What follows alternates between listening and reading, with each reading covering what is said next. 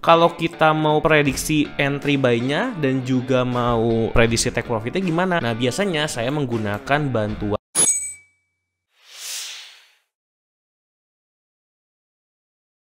lagi bareng gue Henditan di channel gue. Kali ini gue akan bahas gimana cara gue trading hanya dengan menggunakan 3 buah indikator saja, yang pastinya indikator-indikator ini sangat-sangat mudah untuk dipelajari, juga sangat-sangat basic, dan teman-teman gue yakin semuanya pasti bisa pakai. Hanya dengan ini saja sebenarnya udah cukup untuk trading. Nah, jadi buat teman-teman yang biasanya kebanyakan indikator, akhirnya bingung mau ngikutin yang mana, nggak ngerti cara pakainya, mendingan teman-teman nonton video ini sampai akhir supaya cara trading kamu berubah. Kita langsung aja menuju ke pembahasannya. Oke teman-teman, jadi sekarang kita akan bahas gimana cara gua menganalisa biasanya. Jadi 3 indikator yang gua gunakan itu adalah, yang pertama adalah, apakah Bapak dan Ibu sudah lelah belajar ilmu trading? Ribuan indikator teknikal, ribuan materi teknikal, Fibonacci chart pattern, candlestick pattern, harmonic pattern, semuanya pusing. Tenang, Bapak Ibu tidak sendirian. Ikuti kelas Gold Hack. Di kelas Gold Hack ini, kami akan membagikan cara trading yang paling simple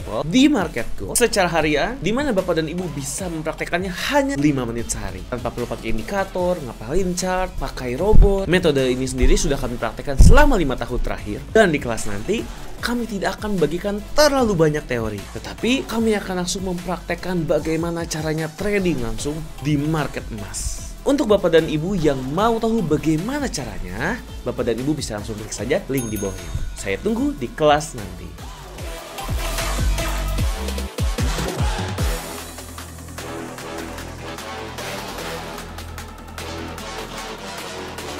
Moving average ya teman-teman. Biasa gue menggunakan EMA teman-teman, atau sebenarnya moving average biasa juga boleh, tapi kalau gue memang cenderung menggunakan EMA. Lalu ini saya ganti jadi EMA 200. Yang berikutnya, indikator kedua adalah indikator support resistance ya. Ini adalah indikator yang paling basic ya, yang saya yakin teman-teman semua sudah mempelajari. Kalau saya paling suka memang support dan resistance. Lalu yang ketiga adalah menggunakan Fibonacci retracement yang ada di sini ya teman-teman ya. Nah, jadi dengan 3 indikator ini saja ternyata kalau saya sih sudah cukup untuk menganalisa kedepannya itu seperti apa ya teman-teman, hanya dengan menggunakan 3 indikator ini. Oke, jadi sekarang kita coba dulu ya step by stepnya seperti apa ya. Nah, jadi yang pertama untuk si moving average ini teman-teman, langkah pertama dalam trading itu selalu penentuan tren dulu ya teman-teman. Kenapa menentukan tren? Karena di sini kita bisa menentukan posisi buy atau posisi sell. Yang pastinya kalau trennya sedang bearish atau lagi turun, kita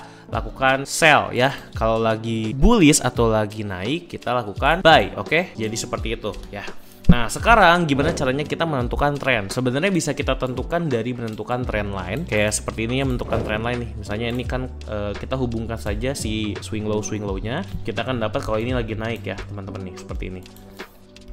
Nah, ini juga kalau lagi turun kita bisa lihat seperti ini. Cuman memang kalau misalnya kita membuat trend line, kadang-kadang kan dia tidak sesuai ya teman-teman tuh. Jadi kita harus jago ngelihat swing high sama swing low-nya ya teman-teman, yang kadang-kadang memang berbeda teman-teman nih. Jadi agak bingung gitu. Nah, kalau misalnya bingung, memang biasanya yang saya gunakan adalah ini teman-teman. Saya gunakan garis EMA 200 ya, dimana kalau si harganya ini ada di atas EMA 200 nih, garis yang warna biru ini, misalnya seperti ini nih.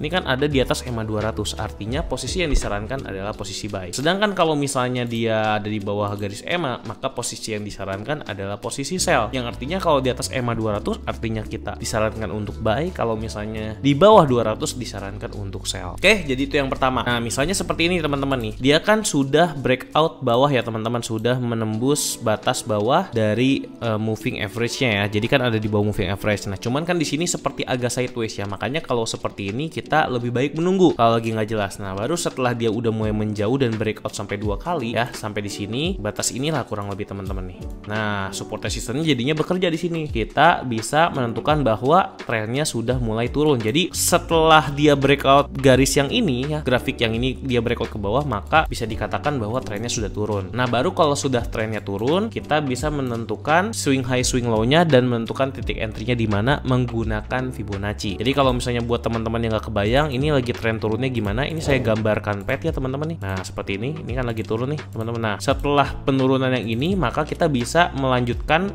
mengkonfirmasi bahwa ini sudah turun teman-teman, karena sudah breakout bawah ini ya. Kalau kita mau prediksi entry buy-nya dan juga mau prediksi take profit-nya gimana? Nah, biasanya saya menggunakan bantuan dari Fibonacci retracement dan juga support resistance. Gimana cara pakainya? Cara pakainya gini teman-teman. Jadi memang kita harus bisa menentukan di manakah titik swing high swing low-nya seperti ini. Kalau kita lihat grafik yang ini kan dia udah mulai turun terus dia naik lagi nih teman-teman ya. Nah, sebenarnya kita bisa menentukan dia naiknya itu sampai berapa atau retrace-nya sampai berapa dengan menggunakan Fibonacci retracement. Sekarang kita coba lihat, dia kan koreksinya tadi dari sini. Ini kan penurunannya sampai sini. Nah, retrace-nya kan yang ini ya. Kita coba tarik dari sini ke sini ya. Jadi ikutinnya dari kiri ke kanan. Dia kan turun berarti dari kiri ke kanan yang ini ya. Nah, berarti kalau dari sini biasanya teman-teman ya, kita bisa melakukan entry itu di sini teman-teman, di daerah ya yang biasanya ya, walaupun memang tidak selalu akurat, antara 0,5 sampai 0,6. Nah, memang menurut saya sih bagusan kita sell di sini ya. Cuman kalau ini ternyata dia nggak kena teman-teman. Tapi kalau misalnya teman-teman mau entry duluan gimana? Karena kan di sini ada analisa yang lain. Misalnya di sini kan daerah resistance yang kuat gak ketebus, boleh nggak kita sell di sini? Boleh aja ya teman-teman. Jadi kalau yang seperti itu kita menggunakan entry-nya menggunakan support dan resistance ya. Jadi seperti itu. Jadi kalau saya sih biasa dikombinasikan. Yang pasti kita entry-nya entry sell ya di sini ya. Jadi untuk entry saya sarankan menggunakan support resistance dan juga menggunakan Fibonacci retracement ya, seperti itu. Sell di sini. Kenapa? Karena dia udah 2 kali mantul ke sini dan dia nggak turun-turun. Oke, di sini kan udah mantul sekali ke bawah, terus dia naik lagi. Nah, di sini kita bisa melakukan sell sebenarnya. Itu kita sellnya berdasarkan resistance. Nah, kalau misalnya kita sellnya di sini, sell zone 2 lah bisa saya bilang. Ini sellnya berdasarkan apa? Di sini berdasarkan resistance yang sebelumnya yang baru ditembus, yang ini ya. Supportnya kan ditembus jadi support become resistance dan juga berdasarkan Fibonacci. Jadi kita punya 2 area sell zone. Yang lebih akurat yang mana? Yang bukan gak ada yang lebih akurat ya. Kalau menurut saya lebih kuat yang atas. Jadi sebenarnya kalau saya pribadi akan menunggu sampai atas. Walaupun saya juga ada kemungkinan udah sell duluan di bawah. Jadi ada 2 entry. Saya biasa akan didiversifikasi. Baru setelah itu kan dia turun tuh ternyata teman-teman. Nah, setelah itu baru kita tentukan take profitnya.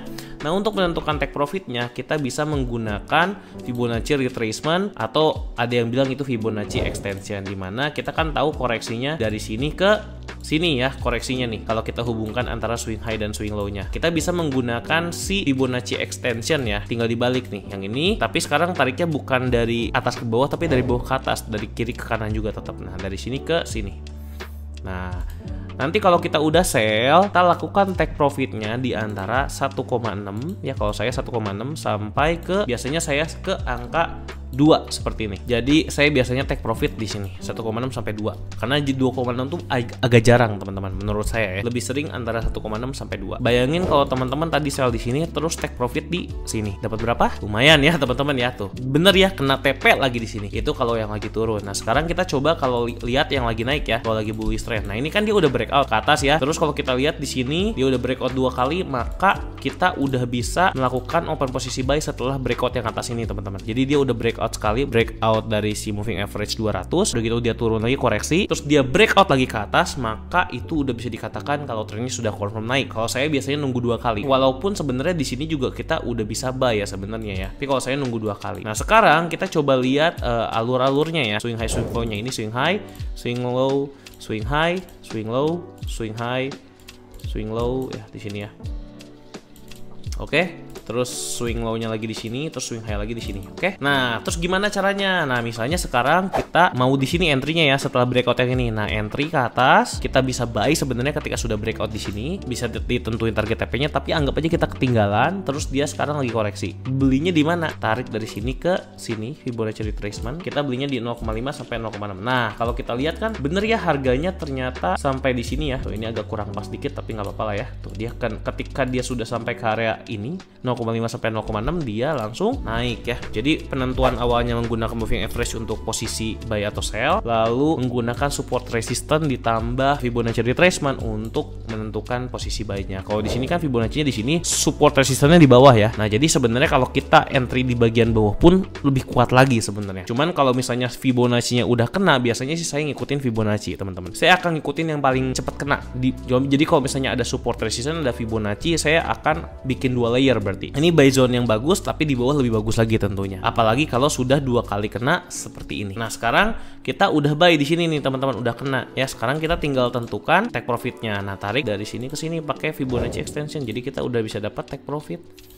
Nah ya, seperti ini kita ambil yang 1,6 sampai 2. Kalau dilihat ya tuh, lihat guys, langsung mantul ya setelah kita take profit di sini. Setelah kena harganya di sini, langsung mantul ya. Jadi di sini kita lakukan zona take profit. Simpel ya teman-teman ya cara penggunaannya. Dengan menggunakan moving average kita udah tahu kapan harus buy dan sell. Dengan menggunakan Fibonacci retracement kita tahu zona retrace kita buy di mana gitu ya. Kita tahu koreksi terbaiknya di mana ya. Ditambah menggunakan support resistance untuk mengetahui apakah zona itu benar-benar zona terbaik atau tidak untuk buy dan sell. Lalu untuk take profit ya teman-teman tinggal pakai Fibonacci extension aja yang diantara 1,6 sampai 2. Kalau Fibonacci yang golden ratio ada di 0,5 sampai 0,6. Jadi itu aja yang bisa gue sampaikan. Gue harap dengan metode yang tadi gue praktekkan bisa dipelajari sama teman-teman. Kalau misalnya teman-teman suka boleh ikut pakai, tapi kalau teman-teman gak suka juga nggak apa-apa ya. Yang pasti saya sharingkan cara mudah saya untuk menganalisa menggunakan support resistance, moving average, dan juga Fibonacci retracement. 3 tools itu aja sudah membuat saya